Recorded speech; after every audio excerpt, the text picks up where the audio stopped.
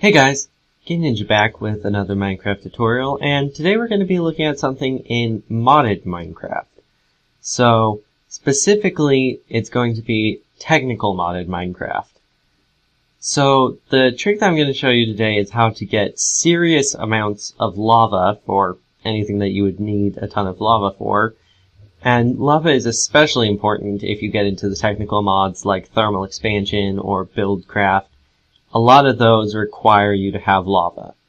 So, I'm going to be showing you a few ways to do this. They all use the same basic concept, and there's only two mods that you have to have to be able to use this trick, and that is Buildcraft and Thermal Expansion. Now, specifically, Thermal Expansion 3. And there are a few optional mods that you can have for some of the better ways to store it and to do other things with it. And those are, the optional mods are Extra Utilities, Ender IO, and possibly Railcraft if you want to transport with minecarts. And yeah. So, the way that we need to do this, the way that you get the lava is you need to build a nether portal. And just gonna hop into the nether really quick. And don't mind that gas there.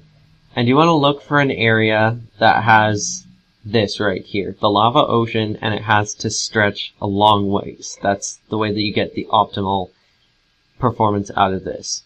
So then, you're going to, provided you were in survival mode, you're going to take your block, and you're just going to go all the way out into relatively the middle of the lava ocean.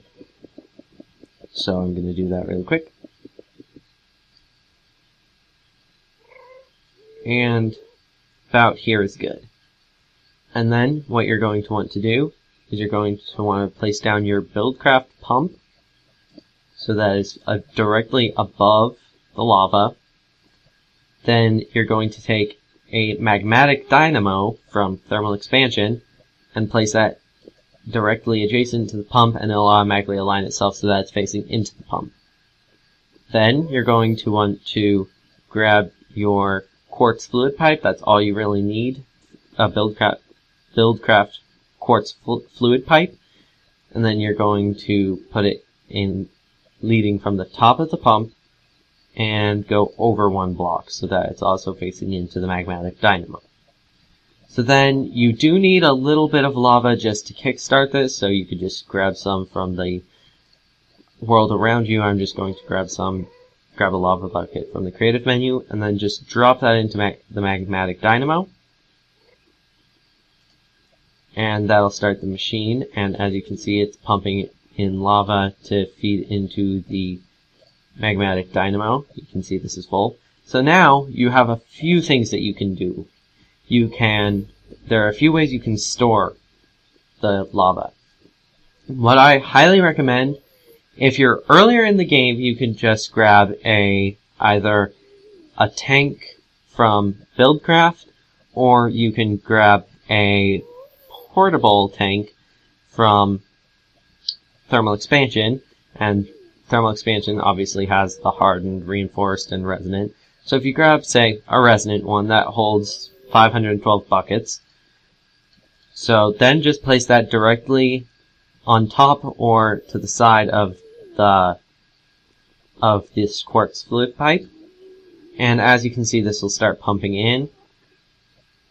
And you can see it's going quite quickly. So far we have 7 buckets of lava, and this isn't even fast enough. This Buildcraft pump produces lava extremely quickly, and it's not just producing it out of nowhere. If you're familiar with Buildcraft, it's actually taking it from its surrounding environment, and here you can see it has an extreme range, a very long range, and this is where it's currently pumping the lava from. So you can kind of see where it's already taken blocks of lava. And it'll make a complete kind of diamond around the center of the pump, can see it's also pumping over here. This is where it's actively taking the lava from. You can see the lava disappearing. And then it's taking it back in this pump, and it's pumping it through this quartz fluid pipe. Oh, sorry. And then it's pumping it into the portable tank when it can, and it's also pumping it lava back into the magmatic dynamo, which, as you can see, its energy buffer is already full. The magmatic dynamo is producing power to power the pump. Now, this is probably the most primitive way to store the lava that you get from this. What I really recommend is if you're in extremely late game and you have access to these from extra utilities, the bedrockium drums. I hover over this really quick. This thing holds 65,000 at 536 buckets. So you could put it on top, and if you want, you can also grab some golden fluid pipes to replace the quartz ones, and those will transfer a lot faster, so I just replace that. You can see it's already got 12 buckets of lava in it just sitting here for the few seconds that it has been, and this will continue to fill up until you have 65,000 buckets of lava. That's probably enough to satisfy anything that you need for lava. But this isn't exactly the most convenient, because you would have to go through your nether portal, come to your base here, and imagine if your nether portal brought you out somewhere up there. You would have to come all the way down here, and then walk over this bridge, and then grab your drum from here. So what you might want to do is transport it back to the overworld. So for that, you're going to want to grab a tesseract from Thermal Expansion. I've heard that you can also use the Ender fluid tanks or something from Ender storage. I've never really messed around with that. But you can take your tesseract and you can put it on top so that this is feeding in, and then right click on it and set it to your frequency that you use, that you have an identical tesseract in the overworld. What I had was on frequency 256, which is lava, set frequency, and then I want it to fluid mode send only, and then I can block these just for that. And now, if this works correctly, then it should be sending lava to the overworld. So let's go see if that worked. So I'm going to head over to my nether portal, and I've already set up something here in the overworld, and it is currently not working. Let's see why that is. Okay, so what you probably didn't see there was me fiddling around with this a lot, and I don't know what's going on with this. It seems like it's kind of glitchy, the pump working with the tesseract. It could be that I just don't know how to use the tesseracts properly, but so for right now we're going to omit using the tesseracts for fluid transferring, but what I want to show you here is the Ender fluid conduits, which are a nice thing that you can use instead in the place of the golden fluid pipes, but they're a lot more expensive. But one of your other end game options is generating your power directly in the nether. And so what you're going to want for that is these Ender fluid conduits, and then take this machine and then just expand it out a little bit. Take your fluid conduits and go down, say, 5 blocks, or however big you want to make it, and then grab some more magmatic dynamos and face them. You want them to face away from the conduit, and that they're currently facing up because they don't have anywhere else to go. So if you place them along this entire line here, they will start to fill with lava automatically from this, because the nice thing about the fluid conduits from Ender.io is that they'll evenly distribute the fluids off of the conduits instead of just all pooling in the nearest one. And so you can see these guys, their energy buffers are already almost full. And that brings me to another thing that you can do with Ender IO is these neat little things called the Capacitor Banks. And they form this multi-block structure if you place a few of them together. See, this is all one multi-block structure that can hold 6 million RF. The basic Capacitor Banks hold 1 million RF per block. So what you can do is you can set them all around this, and then you're most likely going to have to replace the dynamos to make them face the right direction. So you can break off the dynamos and place them so that they're facing into the capacitor banks. And then, as you can see, if I roll over this, the capacitor bank is filling up with energy. Now, this is using the unupgraded magmatic dynamos, and as you can see there, they already have their own internal buffer of lava. And you can fully upgrade these with either the speed augments, secondary gearbox, flux linkage optimization, and cryo coil regulator. And that'll increase the fuel efficiency, so you get more energy out of using less lava. Or you can also add in the secondary transmission coil, flux modulation booster, and cryocoil flux amplifier to make it produce energy faster at the cost of using the lava faster. Now, I know for a fact, I've tested it before, 20 of these magmatic dynamos fully upgraded with the speed augments, the fully upgraded to the cryocoil flux amplifier.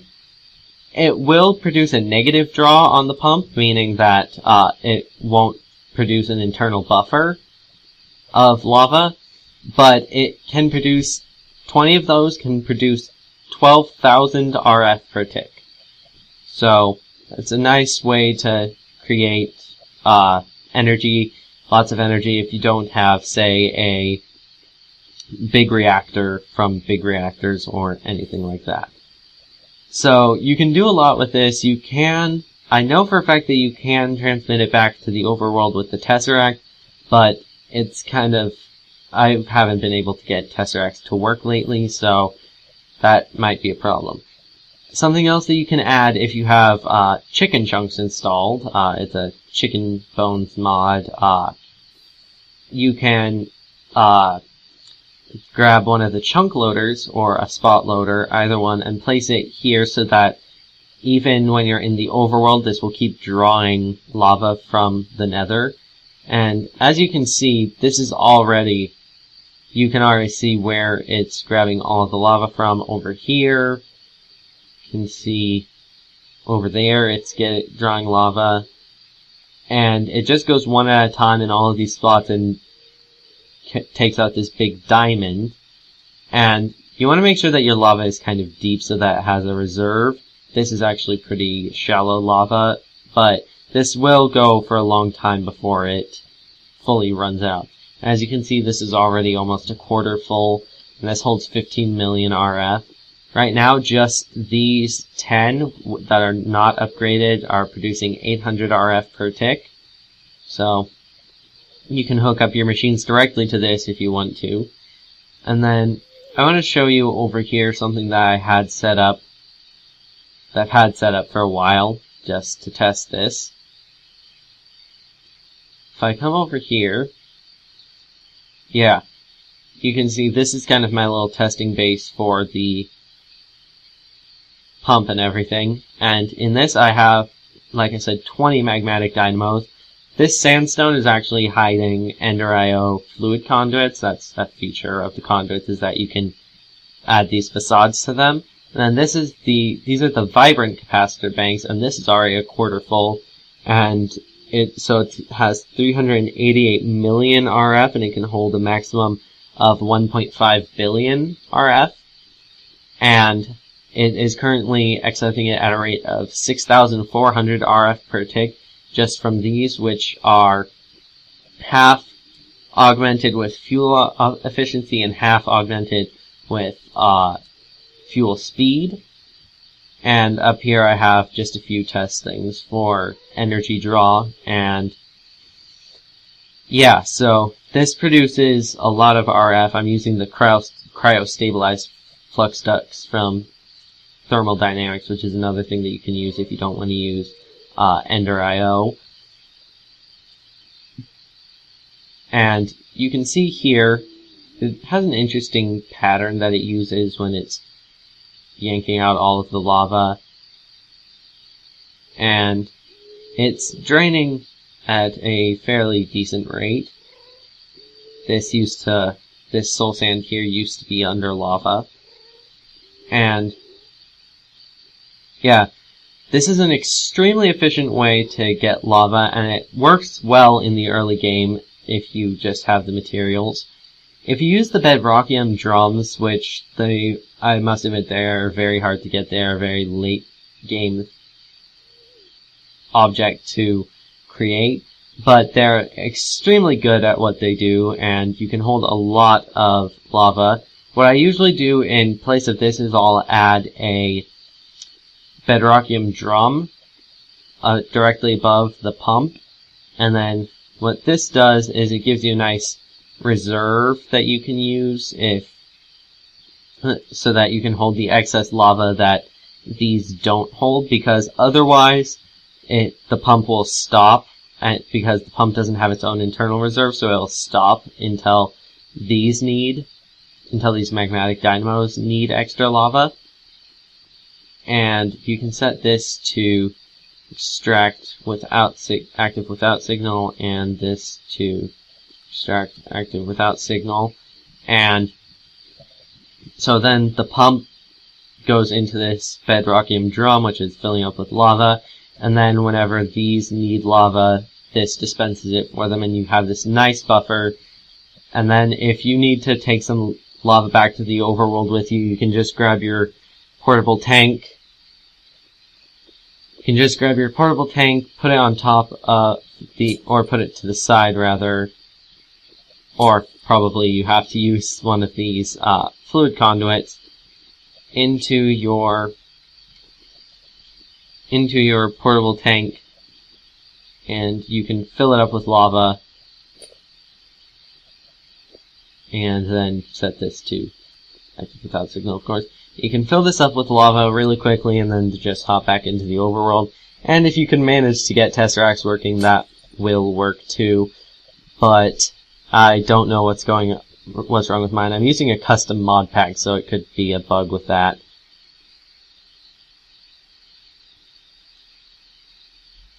But anyway, guys, thank you for watching. This is my failed attempt at the Tesseract. For some reason, it was producing like 100 lava per every time that I went to the Nether and came back, so that wasn't working very well. Hi. But anyway, guys, thank you guys for watching. Leave a like if you liked it, and subscribe to see more videos by me. And I'm sorry for that weird issue with the Tesseracts. If you guys have anything, if you saw anything that I did wrong, then please tell me, because I have no clue. It's always worked in the past. But anyway, thank you guys for watching, and I'll see you in the next one. Bye.